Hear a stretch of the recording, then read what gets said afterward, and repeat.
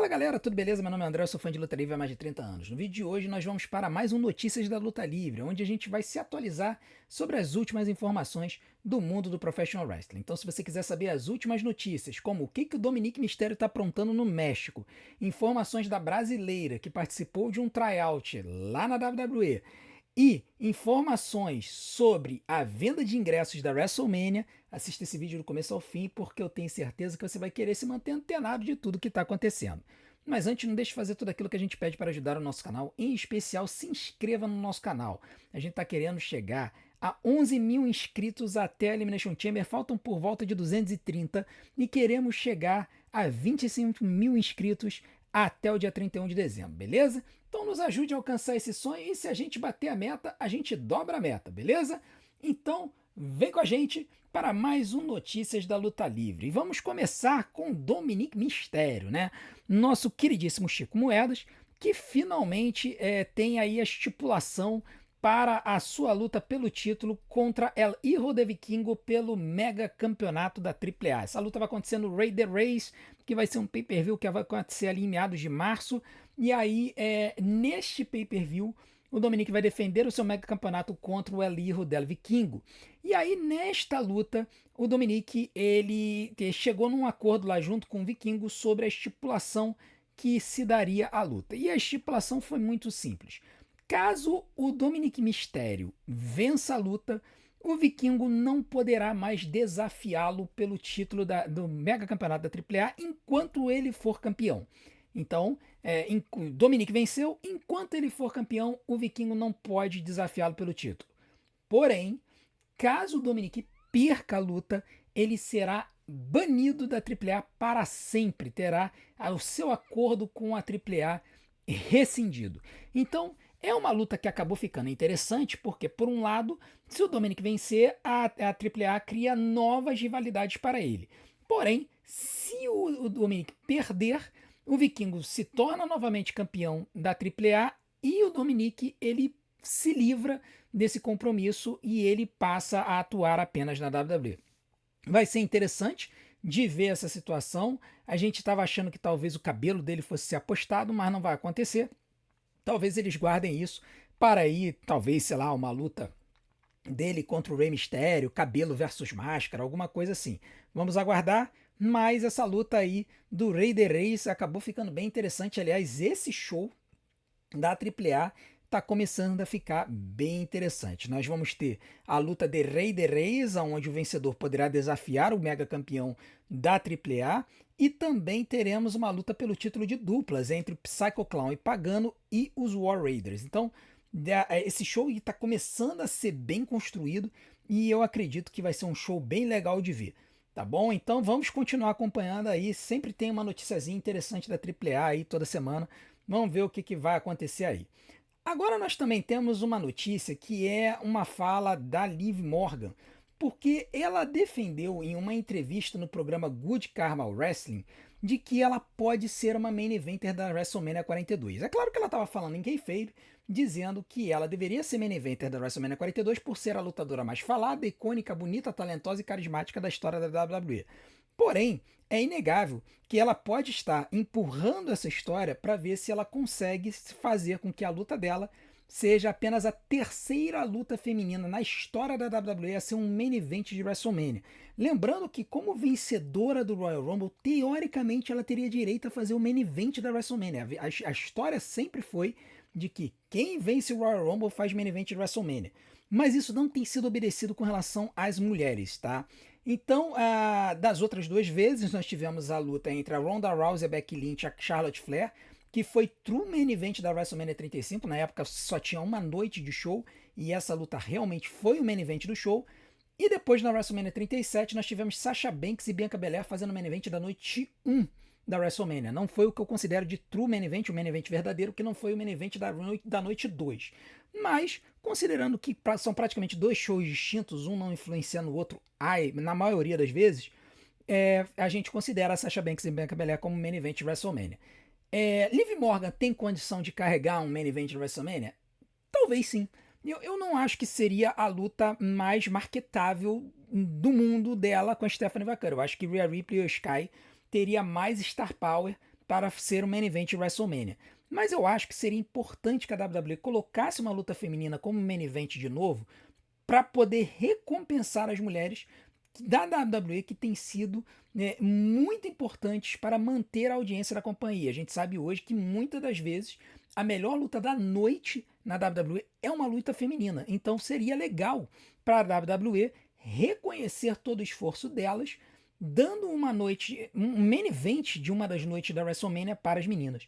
Então vamos ver se Liv Morgan vai ser main event. Ela vai escolher a sua adversária no Monday Night Raw de hoje, né? Hoje à noite. Então eu convido você a estar acompanhando com a gente e nos ajudar no nosso grande sonho de se tornar a maior live de luta livre do mundo. E não é difícil, a maior live de luta livre no mundo no YouTube, num show semanal, chega a 1.400, 1.500 pessoas.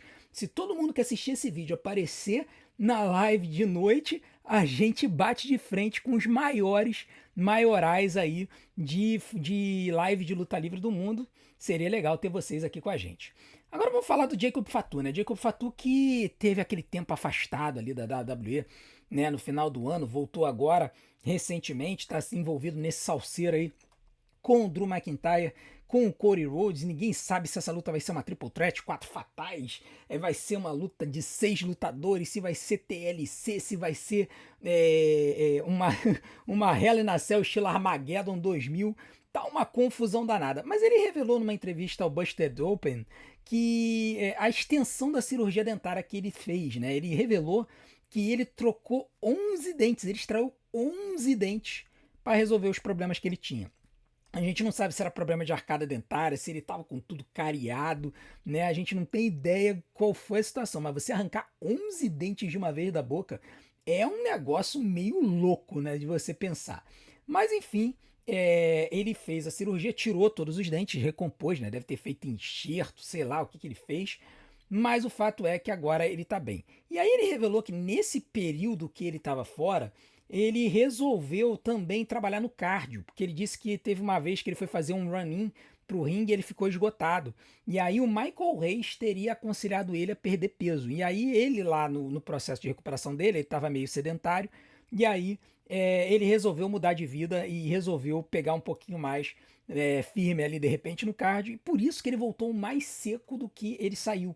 E foi muito nítido quando ele voltou para a companhia agora em janeiro, foi muito claro que realmente ele tinha ficado mais seco. Então, Jacob Fatu aí contando seus dramas, a gente espera agora que ele fique bem aí de saúde. Agora nós temos também uma informação sobre o Vince McMahon, né? Porque algumas pessoas mais antenadas com luta livre sabem que no ano passado ele sofreu um acidente com o seu Bentley e destruiu o carro, né? E ele sofreu esse acidente dirigindo na estrada a mais de 160 km por hora. Pois bem, nunca havia se revelado o vídeo desse acidente, mas ontem esse vídeo foi divulgado aí nas mídias sociais, pela mídia americana, e o vídeo é bem chocante, porque não apenas o Vince estava a mais de 160 km por hora, mas ele estava costurando o trânsito, né? Ele estava meio que andando assim no trânsito, principalmente depois que a polícia, percebendo que ele estava muito rápido, começou a perseguir ele. E aí, nessa coisa de vai para um lado, vai para o outro, ele vai e acerta acho que é uma BMW, ele traseira uma BMW, o carro desaba para a esquerda e aí ele pega no guardrail na esquerda. O negócio poderia ter sido muito mais sério. Se não tivesse guardrail, ele poderia ter invadido a pista adversária, a pista do outro lado, né? A pista contrária, né? E aí a parada poderia ter sido mais séria. Quando o carro é parado e aí os policiais saem para poder falar com ele, eles tratam ele assim de boa, sabe? Perguntando se ele tá precisando ir pro hospital, não sei o que. Ninguém faz teste de bafômetro com ele, é um negócio meio esquisito. Mas a reportagem nota que uma das pessoas, né? Uma das reportagens falando sobre esse vídeo, porque apareceu o vídeo da câmera corporal dos policiais, parece que um deles reconheceu o Vince McMahon, falou que reconhecia o Vince McMahon. Então fica meio na cara que eles meio que pegaram leve com ele, porque ele era famoso, né? E tinha dinheiro. Porque a verdade é que se fosse qualquer outro, meu irmão, já teria ido em cana. Você não pode andar a 160 km por hora numa estrada nos Estados Unidos, causar um acidente. Cara, vai por mim, tu iria em cana. Ele só não foi porque é o Vince McMahon.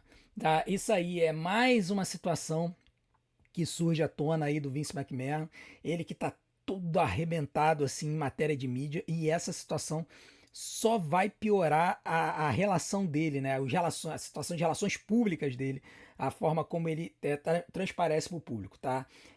O mais engraçado é que no vídeo, a justificativa que ele dava é de que ele não estava acostumado a dirigir o carro, que há muitos anos ele não dirigia sozinho, e realmente ele estava atrás do volante, e que ele estava apressado por causa do aniversário da neta, tá? Então, fica aí o registro, né, que o Vince acabou. Foi por muito pouco que ele não teve um problema muito mais sério, porque quando ele traseirou o BMW, ele pegou meio de lado. Se ele pega em cheio, ele poderia ter causado um problema muito mais grave, tá? O BMW cai para a direita, ele vai para a esquerda, bate no guardrail e acaba voltando. Foi por muito pouco que o Vince não teve um problema gravíssimo aí por conta desse acidente. Aliás, falando em acidentes, vamos falar de um outro, mas dessa vez que é onde aconteceu no ringue, né? Que é a Rhea Ripley. Rhea Ripley que revelou uma imagem do olho roxo que ela sofreu na luta dela contra a Julia, né? Quem viu a luta da Rhea Ripley com a Julia no SmackDown lembra que a Julia ela fez aquele spot em que ela levanta o adversário pelos braços para trás, bota o pé na nuca do adversário e pisa, jogando a cara da adversária no ringue. E aí a Rhea, ela foi em cheio de cara no chão e realmente na hora o barulho que fez foi um barulho bem sinistro, bem medonho. E aí a Rhea postou uma foto em que ela dá uma zombada, né, porque ela dá os parabéns pra Julia, que ela estava fazendo aniversário, e aí mostrou o presente que a Julia deu para ela, que foi esse olho meio roxo aí, né? Ela também mostrou no corpo alguns hematomas. Então é uma prova aí que às vezes a gente esquece do quanto que a luta livre pode ser real, tá? Porque essa galera ela vai lá se estraçalha no ringue para entreter a gente. Muitas das vezes eles se dão essas liberdades para que a luta seja mais realista. Então, a Mami tá aí, tá com o olho roxo, mas não teve mais nenhum grande problema. Agora, a parceira dela, a Io Sky, foi também motivo de controvérsia, né? Teve uma galera falando que a Io Sky teria um problema na vista, que seria career threatening, que teria sido isso que teria tirado ela da luta que ela teria com a Julia na sexta-feira. Bom, as informações que vieram da gringa não tem nada a ver com isso, tá? Primeiro, a informação que veio da gringa é de que a Io Sky foi retirada da luta da Julia porque a WWE queria guardar essa luta para uma outra oportunidade, considerando que é uma Dream Match de japonesas, uma Dream Match de Joshis. Então eles resolveram guardar Io Sky e Julia para uma outra oportunidade e aí botaram a Rhea para lutar contra a Julia no processo. Porém, essa história da, da Io Sky ter um problema de vista surgiu porque a Dakota Kai, no podcast dela com a Zelina Vega, chamado Zelvix e Charlie Grow, revelou que a Io Sky tem miopia aguda. A Io, segundo a Dakota Kai, ela tem uma miopia de 12 graus, o que a tornaria legalmente cega. Para vocês terem uma ideia, se não me engano, a categoria 13 da natação olímpica ela é para pessoas que têm miopia acima de 7. Então, só para vocês terem uma ideia de que como, assim, a Io Sky, se ela quisesse, ela poderia competir nas Paralimpíadas por causa desse problema de vista que ela tem. Mas o fato é que isso não a atrapalha porque ela luta com uma lente de contato especial. Então isso permite que ela enxergue normalmente as pessoas. Apesar de que isso explica, por exemplo, por que às vezes ela faz assim, ó.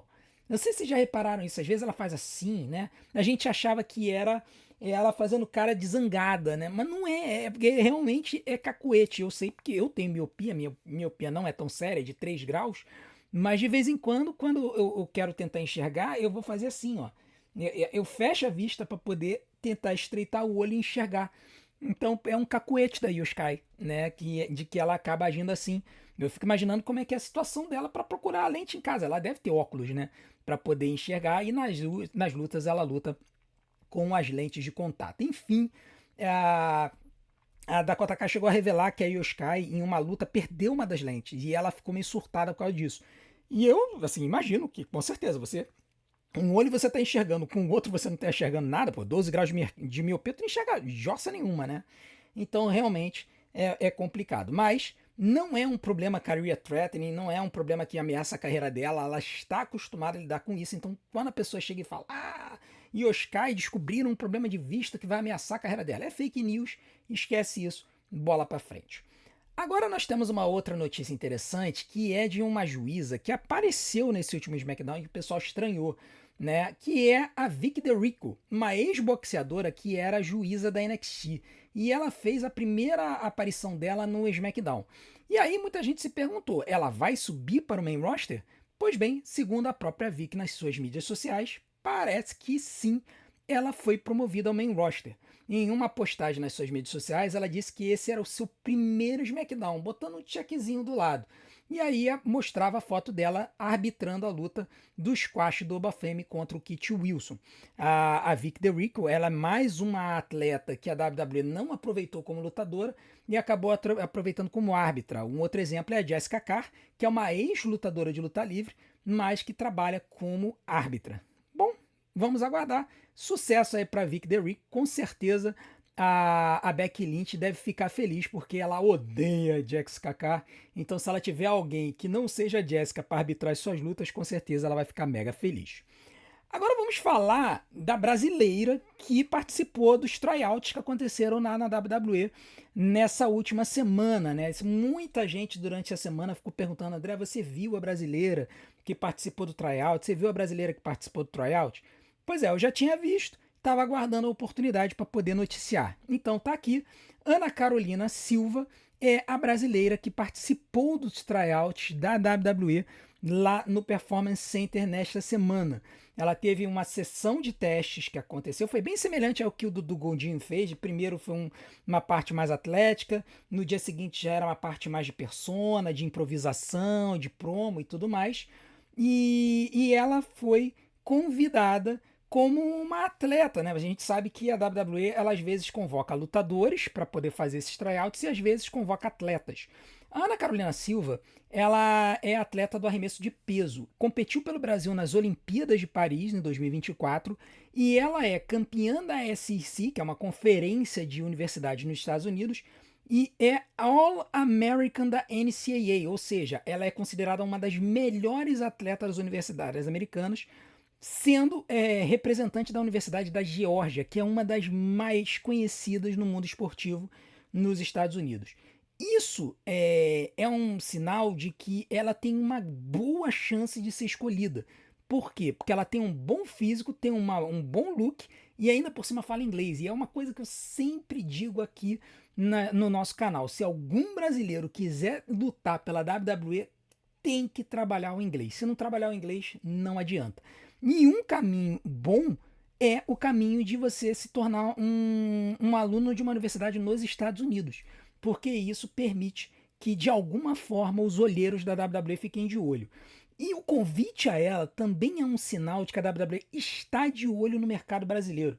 Eu acho que se a WWE não quisesse entrar mais forte aqui no Brasil, não estaria chamando brasileiro para participar do tryout. Tá? Não é à toa que o Dudu Godinho apareceu no outro tryout, ele infelizmente não foi convidado neste momento para assinar contrato com a WWE, e agora a Ana Carolina Silva. Claramente a WWE está procurando talentos brasileiros para tentar criar um lutador da nossa nacionalidade e assim ter mais alcance aqui no Brasil. A Carol já participou por todo o processo e ela postou nas mídias sociais que ela agora está aguardando a resposta, que pode demorar semanas ou meses. Vamos aguardar e esperar que não demore nem semanas nem meses, que ela tenha uma boa notícia e seja contratada pela WWE. Ana Caroline, sucesso para você. Esperamos que você receba essa mega oportunidade de trabalhar na WWE.